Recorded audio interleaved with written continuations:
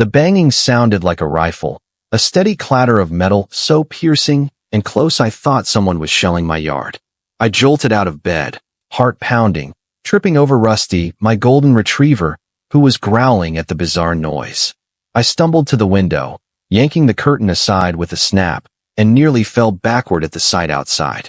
Along the bank of Silver Flow, the beloved river running through my property in Willow Bend, Oregon, 3 workers were driving steel stakes into the ground, as if they were trying to slay a vampire. And there, perched on a folding chair like the ruler of a swamp, was Lisa Thornton. Before diving into the story, comment where you're watching from and don't forget to subscribe so you never miss the latest video. Lisa, in glossy yoga gear and clutching a neon green smoothie that looked like sewer water, directed the workers with the smugness of someone who thinks they're untouchable. She shouted, her voice sharp as a razor, "Harder, Mike. The stakes need to be deep for aesthetics." Aesthetics? On my land. I flung open the window, ready to yell, but Lisa beat me to it. "You're welcome, James," she chirped, waving like we were old pals. "I'm turning your swamp into something beautiful." I blinked, head spinning, barely awake and already facing this absurdity. Swamp. Silver Flow wasn't some filthy puddle. It was a crystal-clear river behind my house, flanked by reeds and wildflowers, where my dad taught me to fish, where Rusty chased frogs he never caught. I moved from Portland to Willow Bend for peace, for the sound of water and wine through the pines. Yet here was Lisa Thornton, 3 months in town, daring to jam steel stakes into my river like she owned the whole place. I shoved on boots, still in pajamas, looking like a guy who'd crawled out of a fallout shelter. Rusty charged ahead, barking wildly at the workers, who paused and glanced at me with the blank faces of guys just following orders. Lisa sat unmoved, smoothie cupped in her hands, smirking at me. "Lisa," I growled, trying not to shout. "What the hell are you doing on my property?" She tilted her head, sunglasses glinting like a cheap movie villain. "Oh, James, don't be so petty. This isn't just your river. It belongs to the community's aesthetic." She pointed at Silver Flow like it was a canvas she'd been hired to repaint. "Per HOA rules, we're improving this area. This fence is for zen, order, elegance. You'll love it." I glared, jaw clenched. "This is my land. My deed's clear. You've got no right to barge in and fence my river." Lisa didn't flinch. She reached into a glossy leather purse. Of course she had a purse, pulling out a plastic-covered binder stuffed with neon sticky notes. "Actually," she said, flipping to a page like she was reading the Declaration of Independence, "Silver Flow falls under the community's shared view, per HOA clause. Page 43, section 6.2.2. Since it lacks structure and symmetry, we voted to fence it for the common good." She smiled, the kind of smile that makes you check your wallet. I was used to Lisa's games. Since she moved in, my life's been drowning in HOA drama. Letters griping about my trash can being an inch off center. Emails demanding I repaint my fence for clashing tones. Reminders to mow my lawn to exactly 5 centimeters, like she carried a ruler. I usually ignored it. Willow Bend's a small town, everyone wants peace. But this was different. She wasn't just nitpicking my yard, she was wrecking Silver Flow. "Lisa," I said, stepping closer. "There's no section 6.2.2. I know the HOA rules better than you." It was true. I defended myself in a dispute over a chicken coop, so I knew the bylaws cold. Lisa's eyes narrowed, but she stayed cocky as a brick wall. She waved at the workers, now watching us like it was a movie. "Keep going, boys. We're on schedule." I pointed at the river, where a flock of ducks swam in circles, panicked by the fence blocking their path. "What about them? How'll wildlife get through?" Lisa clicked her tongue, like I'd asked something dumb. "They'll learn to respect boundaries, James." Rusty barked loudly, as if he knew she was spouting nonsense, and I felt proud of my dog's instincts. I stormed back inside, grabbed my phone, and snapped photos like crazy. Every steel stake, every worker, every smug twitch of Lisa's lips. Silver Flow wasn't just water, it was memories, home, where I belonged. I'd fought for plenty before, but this was different. Rusty circled my feet, barking like he wanted to boot Lisa Thornton out of Willow Bend. "Easy, buddy," I muttered, though I was the one who needed calming. Lisa wasn't just building a fence. She was declaring war on the land I called home, the river that's been part of me since I was a kid.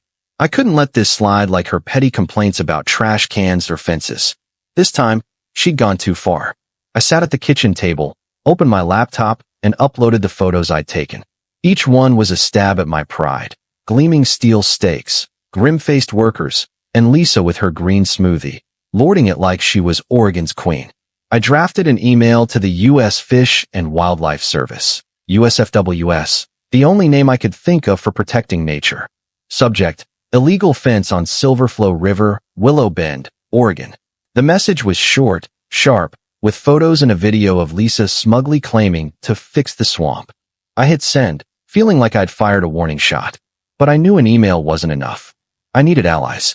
I called Walt Grayson, my fishing buddy and neighbor 2 blocks away. Walt, a retired state resource guy, was the only one I trusted to get how serious this was. "Walt," I said when he picked up, voice still shaky with anger. "You gotta come over. Lisa Thornton's fencing my river like it's her backyard." Walt, with a voice steady as just said, 10 minutes. I heard him rummaging for his keys, and I knew he was as pissed as I was. While waiting for Walt, I walked out back, staring at Silverflow. The water still flowed, but the steel stakes glinted along the bank like broken teeth, shattering the peace it always had. I remembered afternoons here with my dad, him telling stories of steelhead salmon swimming upstream, too tough to stop. Silverflow wasn't just a river, it was memory, life, something I swore to protect when he passed. Lisa wanted to turn it into a zen zone. She could take her smoothie and get lost. Walt rolled up in his beat-up Ford, stepping out with the faint scent of cedar and a strip of jerky in his pocket. He eyed the fence, then me, then the fence again, letting out a quiet curse. "Holy hell," he said, spitting on the ground. "She's fenced off the whole stretch. For zen, huh?" I nodded, recounting my clash with Lisa, from her fake binder to her dumb, respect boundaries line. Walt shook his head, kneeling by the riverbank, running his fingers through the mud like it was a book he could read. "What do you see?" I asked, standing behind him. Walt didn't answer right away. He dug a bit, then looked at me, half angry, half worried. "I've heard Silverflow's got steelhead," he said. "If that's true, this isn't just your land. It's federally protected. I've seen monitoring sensors in places like this, tracking water, sediment, fish movement. If Lisa's messed with anything critical, she's done for." I blinked, processing it. "You mean what? The feds would actually step in?" Walt nodded, standing and brushing off his hands. "You need to call USFWS. Today, this fence isn't just blocking ducks. It could screw an entire ecosystem." I looked at the river, seeing a mother duck leading her ducklings in circles, lost because of the stakes. Rusty barked again, like he agreed with Walt. I went back inside, checked my email. No reply from USFWS yet, but I wasn't waiting around. I took more photos, closer this time. Rusty stakes, churned up dirt, and Lisa's footprints by the bank, like evidence in a crime scene. Lisa Thornton might think she had Willow Bend in her pocket with her nonsense, HOA rules, and smug grin. But she didn't know me. I'd fought the HOA over a chicken coop, and I wasn't scared to fight again for Silverflow. The image of Lisa Thornton's steel fence stabbing into the Silverflow's bank haunted me, like a knife cutting into memories of fishing with my dad. Walt Grayson was right. If this river was truly protected, Lisa wasn't just wrecking my land. She was messing with something far bigger. I checked my inbox for the 10th time, and then a notification popped up from USFWS Northwest Region. Subject: Report on Silverflow, Willow Bend, Oregon. My heart pounded as I clicked it open. The email was short, clinical, but every word hit like a bomb. "Thank you for your report. Silverflow is a steelhead spawning branch, protected under the Endangered Species Act since 1995. We've detected disruptions from monitoring sensors in the area. Agents will investigate immediately. Obstructing the flow is a federal violation, potentially leading to prosecution." I read it again and again, half thrilled, half freaked out. The feds? Prosecution? Lisa Thornton, with her smoothie and fake HOA binder, had just poked a hornet's nest 10 times bigger than her ego. I called Walt right away, voice shaking. "Walt, you nailed it. Silverflow's protected. There are federal sensors under the river. USFWS is coming." Walt, as usual, just chuckled over the phone. "Thornton's gonna need a lawyer and a shaman soon." He agreed to meet me at the riverbank to scope things out, and I threw on shoes, dragging Rusty along, feeling like a detective in a low-budget flick. When I got to Silverflow, Walt was already there, wearing his beat-up cap and poking the mud near the fence with a stick. Lisa's steel stakes still stood tall, like the teeth of a rusty monster. Walt knelt, touching the dirt, then pointed at a strange, shimmering streak in the mud. "See this?" he asked, voice low like he was spilling state secrets. "That's a sensor trace. Saw them when I worked for the state. They track water flow, sediment, fish migration. If Lisa's fence hit one of these, it's been screaming SOS to the feds since last week." I blinked, picturing a tiny sensor in the mud sounding alarms over Lisa's stakes.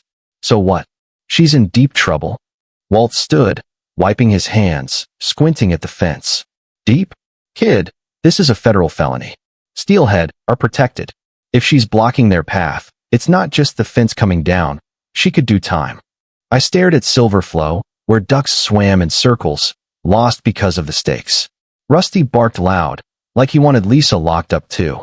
While Walt and I stood there, a bike screeched to a stop. Emma Riley, reporter for the Willow Bend Chronicle, hopped off, ponytail bouncing, camera dangling. "James." "Walt. Heard there's drama out here." Emma was the type who sniffed out scoops, even in a town where lost cats and parking spats were big news. I gave her the rundown. "Fence, Lisa, USFWS email." Her eyes lit up. "The feds? Oh man, this is front page gold." She raised her camera, snapping shots of the stakes and confused ducks. "I'm posting tonight. The town needs to hear this." But Lisa, of course, wasn't sitting idle. That afternoon, she threw together what she called a Silverflow Vision meeting right by the fence, inviting dozens of neighbors. Walt and I, curious and a bit annoyed, showed up. Lisa stood in the crowd's center, dressed in white linen like she was leading a cult, holding a wireless mic. "Silverflow was a mess," she declared, pointing at the river like it was a landfill before her arrival. "But now, with this fence, we're bringing peace, structure, positive energy." She gestured to lanterns hung on the stakes and a sign reading Zen Zone. One neighbor asked if the river had healing vibes. Lisa nodded, solemn as a psychic. "It did, but I'm cleansing it of chaos." I nearly snorted, but Walt grabbed my arm, shaking his head. "Don't. She's roping them in." Sure enough, a few folks nodded, like the steel fence was the idea of the century. But others whispered, glancing at me, clearly not buying Lisa's act. Emma, blending into the crowd, snapped photos and scribbled notes, winking at me like she had it handled. Back home, I checked my email again. USFWS had replied, "Agents arrive tomorrow morning. Please provide more photos or videos of Ms. Thornton's activity." I dug through my phone, finding a clip I'd recorded of Lisa shooing kids catching frogs by the bank. In it, she flailed her arms, yelling, "This is a Zen zone, not a park." I attached the video, hit send, and felt like I'd lobbed another grenade at Lisa's fortress. Last night's email from USFWS was still ringing in my head. Agents arrive tomorrow morning. I stood by Silverflow, staring at Lisa Thornton's steel stakes poking out of the bank, ugly and arrogant as her smirk. The ducks still swam in circles, lost, and I told myself today was the day they'd be free.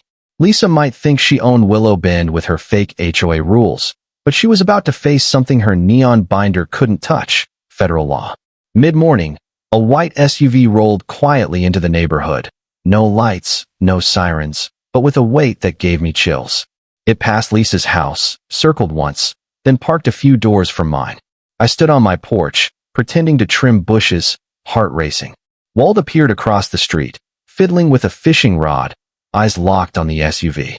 3 people stepped out, 2 men and a woman, dressed like biologists on a field trip.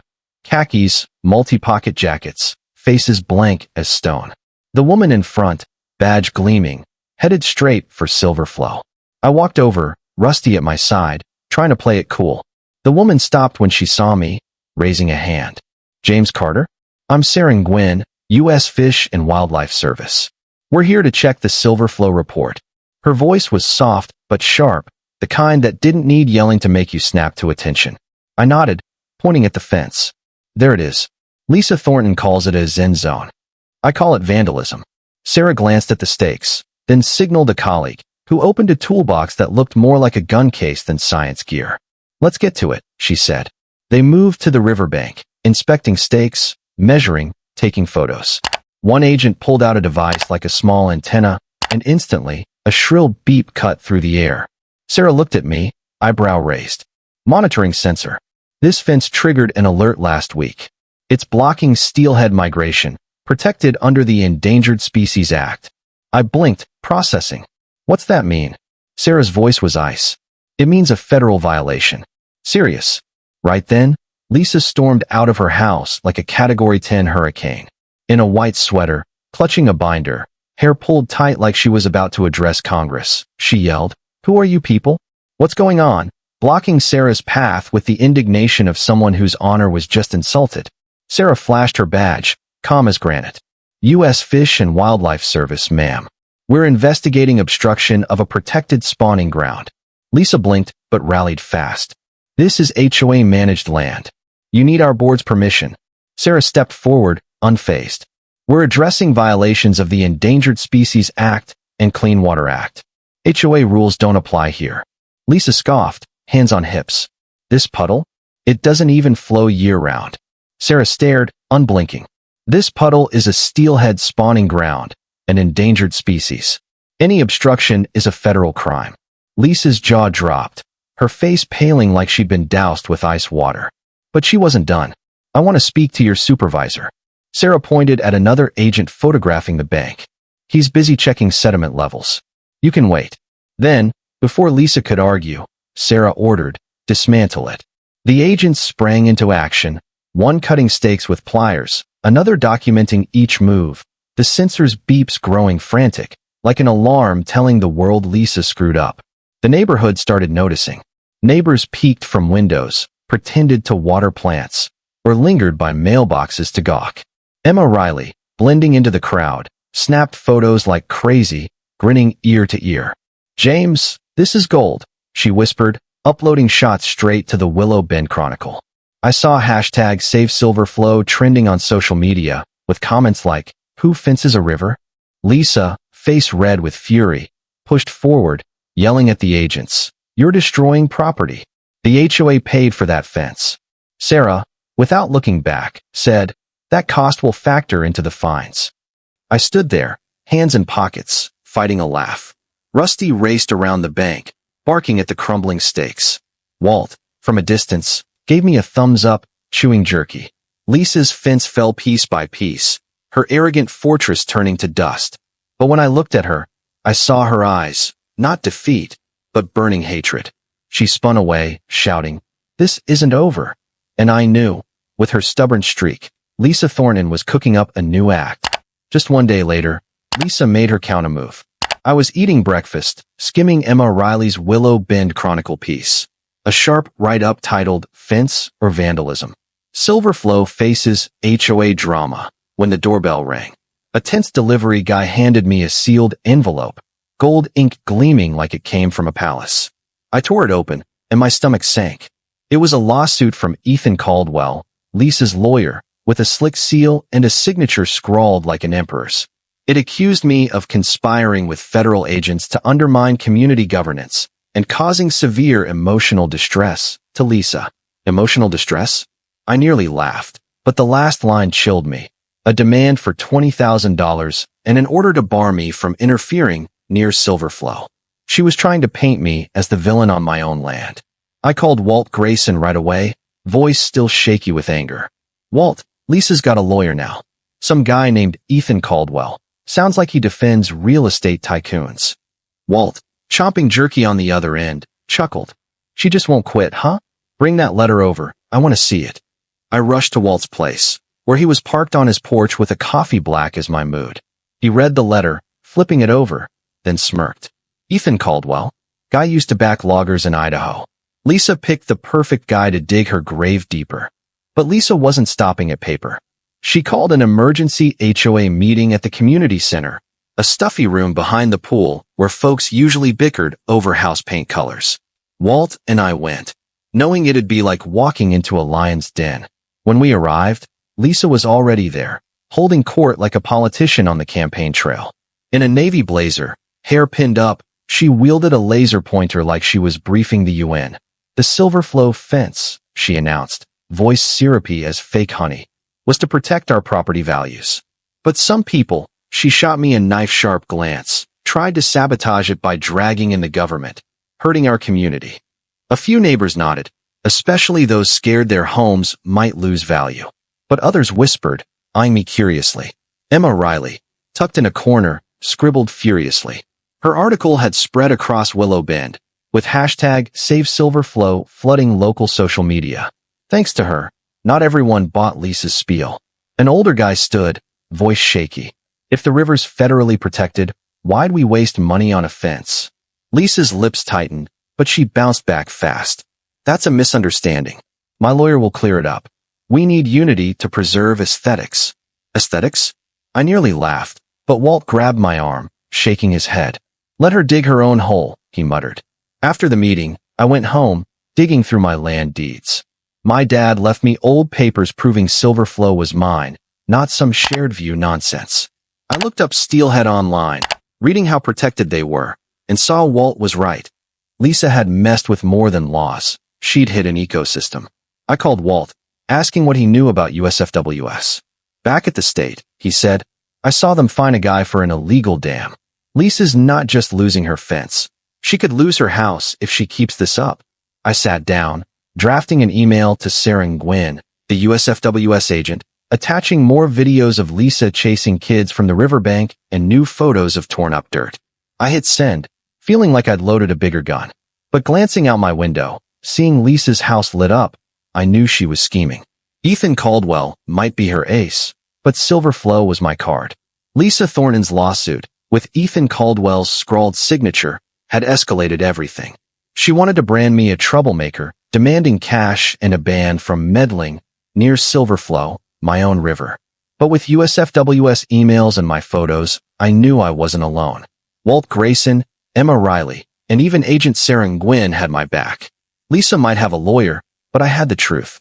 And today, the truth would speak.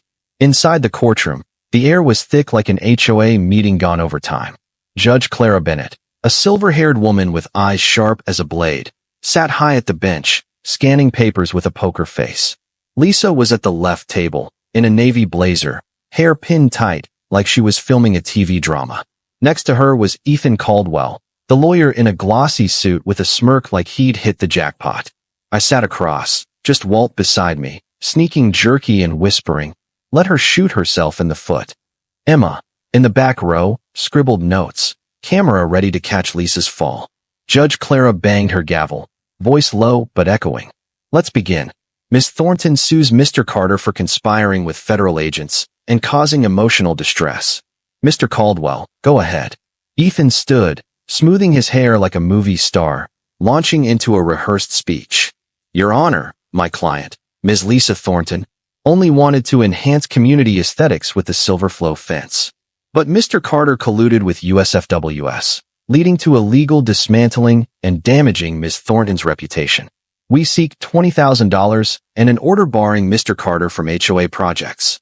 He spoke smoothly, flashing an HOA binder, surely fake, ending with a smug lip twitch. Clara eyed him, unblinking. Mr. Carter, your response? I stood, trying to keep my voice steady despite my hammering heart. Your Honor, SilverFlow is my property, per deeds from 1985. Lisa Thornton built a fence without permission, violating my rights. Plus, USFWS confirmed the river's a steelhead spawning ground, protected by federal law. Her fence blocked their migration. I handed over my evidence. Deeds, Sarah Nguyen's emails, and the video of Lisa shooing kids from the bank, yelling about her Zen zone. Clara skimmed the papers, eyebrows slightly raised. I'd like to hear from USFWS. Ms. Nguyen. Sarah, in the witness row, stood, khaki jacket crisp. She spoke with a scientist's clarity, wasting no words.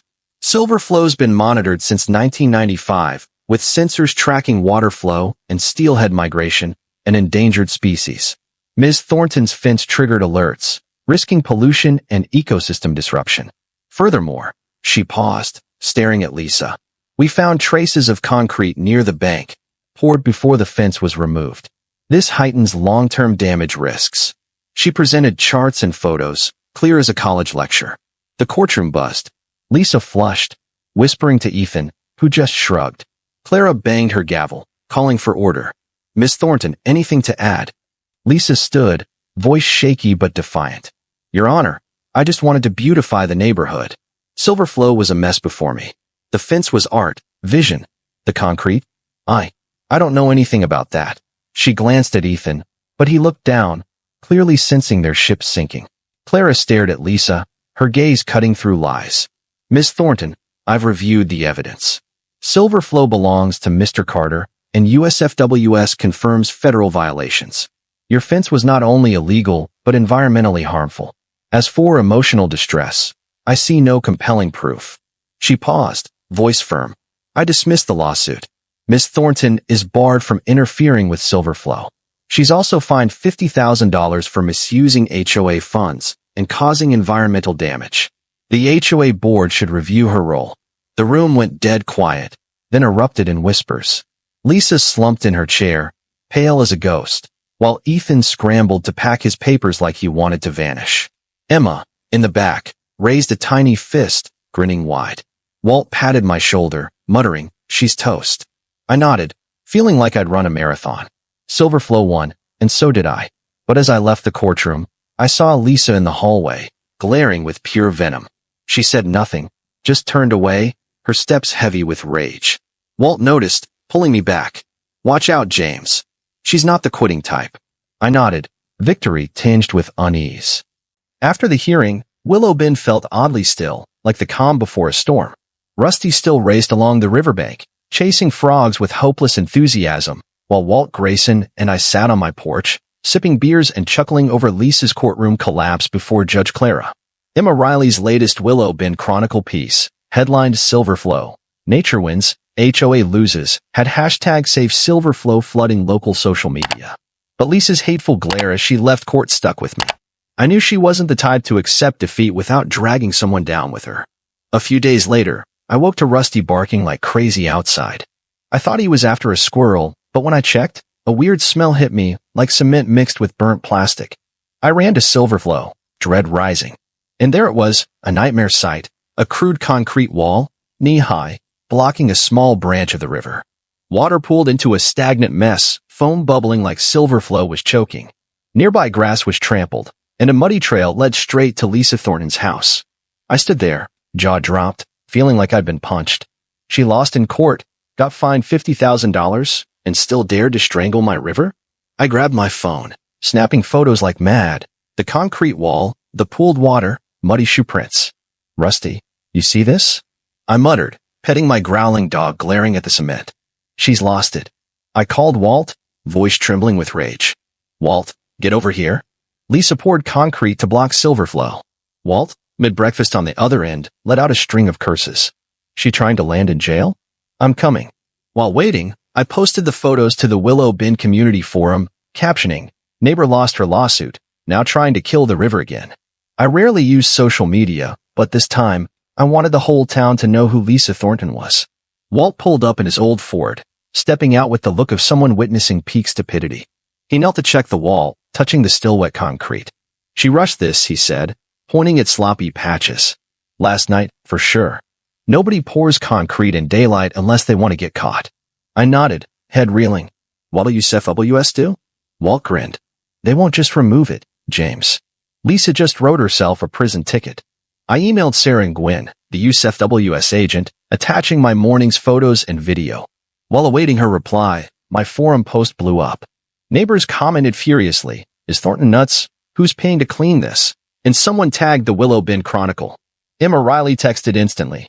James, this is huge. Writing it up now. Let me stir the pot. She was right. Within an hour, a local eco-YouTuber jumped in, sharing my post with a caption, Silverflow drama. Neighbor tries to block federal waterway. Views skyrocketed, and hashtag Lisa versus Silverflow spread beyond Willow Bend. By afternoon, Sarah replied with one line, report received. Surveillance confirms Ms. Thornton's activity at 2 a.m. Agents will handle it. Surveillance? I blinked, glancing at Walt. He laughed, chewing jerky. Told you, Silverflow's got sensors. USFWS doesn't mess around. I asked to see the footage, and Sarah sent a secure file. I opened it and nearly cracked up. Lisa, in worker's clothes, baseball cap low, dragging a wheelbarrow of concrete by flashlight. She slipped in the mud, cursed, then got up, pouring cement while muttering, "My river, my rules." She even sang an off-key pop song, like she was starring in a bad comedy. I showed Walt the video, and we laughed till it hurt. But beneath the humor, anger simmered. Lisa wasn't just wrecking Silverflow, she was trying to ruin my memories, my days by the river with my dad. I stared out my window, seeing Lisa's house still lit. She might think she was clever, but the camera caught her, and the world was watching. I texted Emma, "Post the video. Show everyone who Lisa Thornton really is." As I petted Rusty, I knew USFWS was coming, and this time, Lisa wouldn't wiggle free.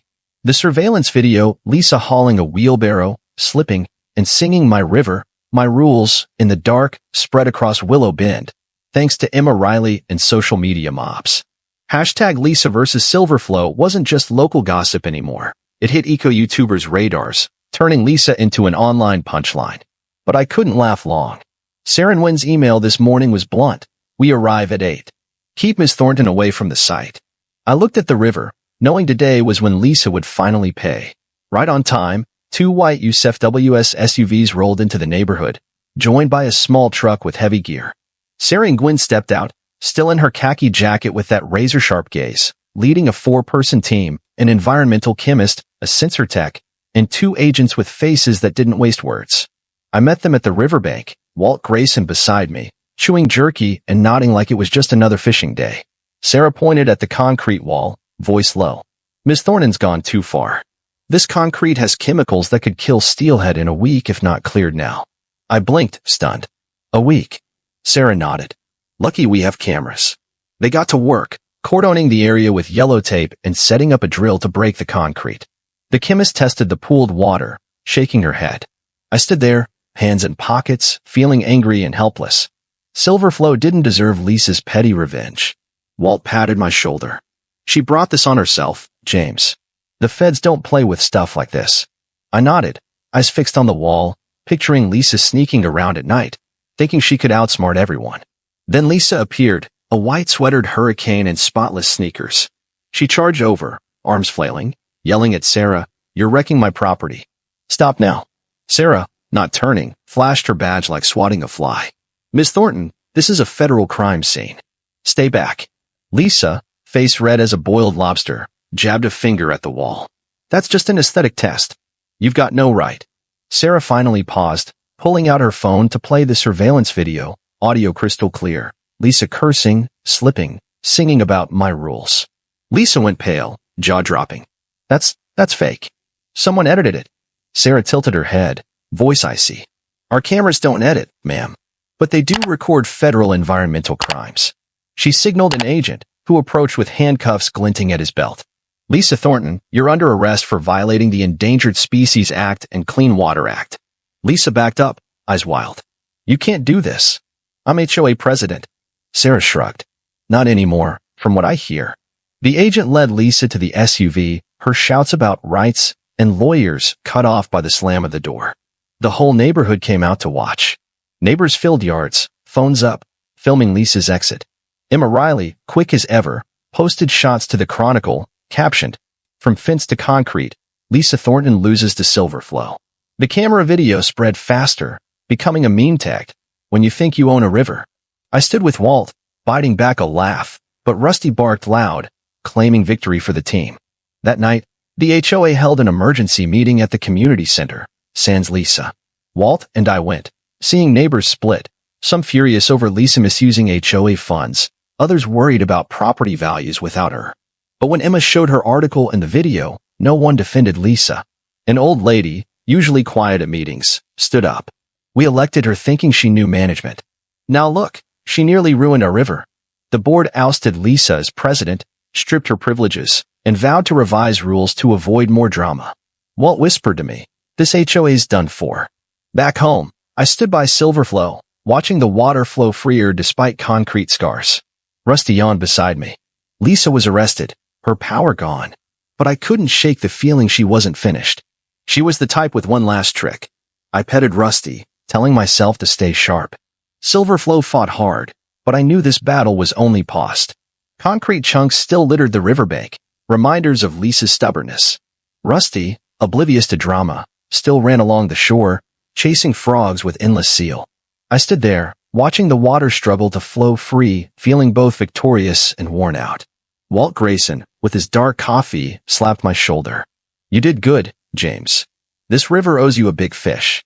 I grinned, but knew cleaning up Lisa's mess was the next hurdle. USFWS was still working, sampling water and soil, but I never expected Silverflow to reveal a secret bigger than Lisa's nonsense. One morning, as Walt and I helped USFWS clear the last concrete bits, a strange clank came from the bank. I thought Rusty dug up a rock, but Walt, holding a shovel, knelt, feeling something under the mud. "James, get over here," he called, half shocked, half worried. I ran over, spotting a rusty metal object, shoebox-sized, half buried. Walt carefully pried it out, revealing an old, dented safe with a broken lock and faint etchings. "Holy hell," Walt muttered. "This ain't junk." Sarah and Gwen, overseeing nearby, stepped over, eyebrow raised. "Don't open it yet," she said, snapping photos. "If it's old, it could be historic." Walt and I swapped looks, half curious, half skeptical. A safe? In Silverflow? I thought it was just fish and mud here. Sarah called a local historian, and hours later, Olivia Harper from the Willow Bend Museum showed up, with thick glasses and a toolbox fit for an archaeologist. Olivia, gray-streaked hair and a curious smile, examined the safe, nodding. "This is at least a century old. Anyone been digging around here before?" I mentioned Lisa's concrete stunt, and Olivia laughed. "Thornton's accidentally playing archaeologist, huh?" She cracked the safe with a small pry bar, gentle as unwrapping a birthday gift. Inside was a waxed bundle of papers, a few gleaming gold coins, and a worn leather notebook. Olivia flipped through, eyes glowing. "This is a diary from 1882, she said, voice trembling. "By a miner named Amos Grayson. Maybe your ancestor, Walt?" Walt blinked, jaw dropping, forgetting his jerky. Olivia read aloud. "Amos wrote of panning gold along Silverflow, finding a small vein but clashing with other settlers. A map in the safe traced the river, almost perfectly matching my land. The gold coins, though tarnished, proved Oregon's gold rush era." Olivia looked at us, serious. "Silverflow's not just a fish spawning ground. It's a historical landmark. This safe could get the river designated as heritage." I stood there floored. Lisa tried to choke the river, but accidentally dug up its past. Word spread fast, thanks to Emma Riley and the Willow Bend Chronicle. Her new piece, From Concrete to Gold, Silverflow's Hidden History, set the town buzzing. USFWS, with Olivia, boosted Silverflow's protection for its historical value, adding signs and new sensors. The community, once split by Lisa, started uniting.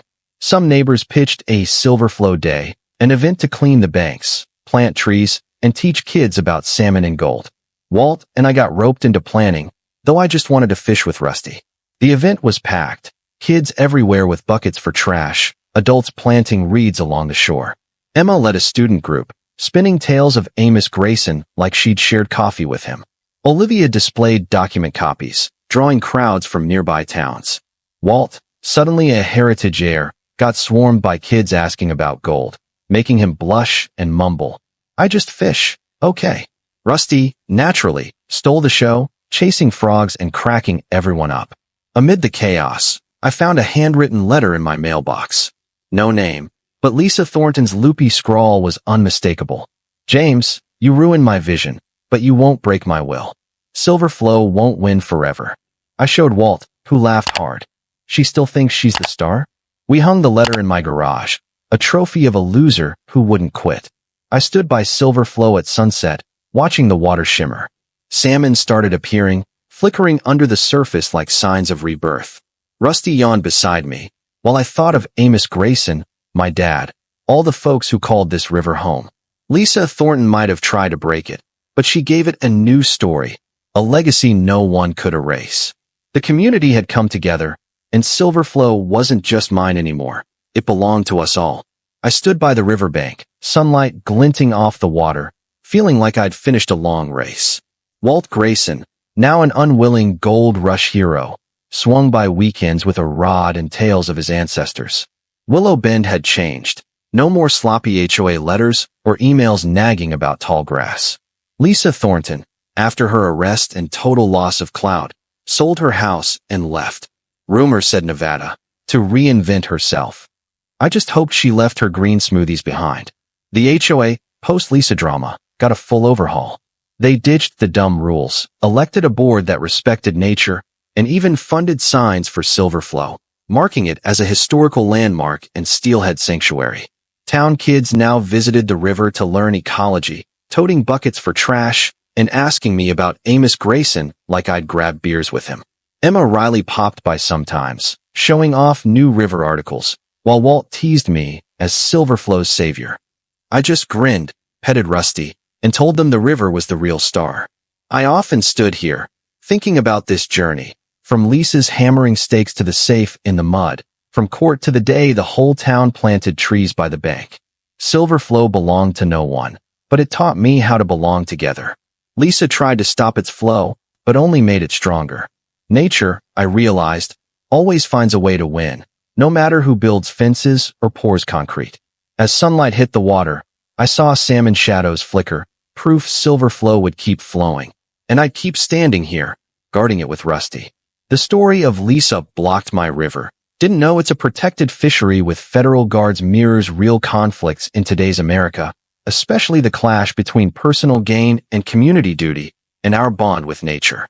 In the story, Lisa Thornton embodies those who prioritize their own ambitions, here, aesthetics and HOA power, over the common good, leading her to fence and concrete Silver Flow despite federal laws protecting steelhead. Her actions echo current U.S. debates over real estate or land use, where projects often ignore environmental impacts, like deforestation in Oregon or river pollution in western states. In contrast, James Carter, backed by Walt Grayson, Emma Riley, and Agent Sarah Nguyen, shows the power of community unity and legal know-how in defending nature. Finding the gold rush-era safe underlines the value of linking past to future, a common thread in small towns like Willow Bend, where local history matters. The takeaway is, in today's America, where communities often split over self-interest, we must learn to listen and work together to protect shared values, especially the environment. Take a cue from James, who patiently gathered evidence, contacted USFWS, and rallied neighbors instead of acting rashly. When facing real-life leases, those abusing power in HOAs or local boards dig into the law, like the Endangered Species Act in the story, and use media, like Emma did with the Willow Bend Chronicle, to raise awareness. Most crucially, remember nature, like Silver Flow, belongs to no one but needs us all to protect it. By planting trees, cleaning rivers, or simply respecting environmental laws, everyone can help preserve our natural legacy for future generations, just like Willow Bend's community did after toppling Lisa. Subscribe to join us in protecting rivers like Silver Flow and catch more gripping community stories. Thanks for sticking with us. See you in the next video.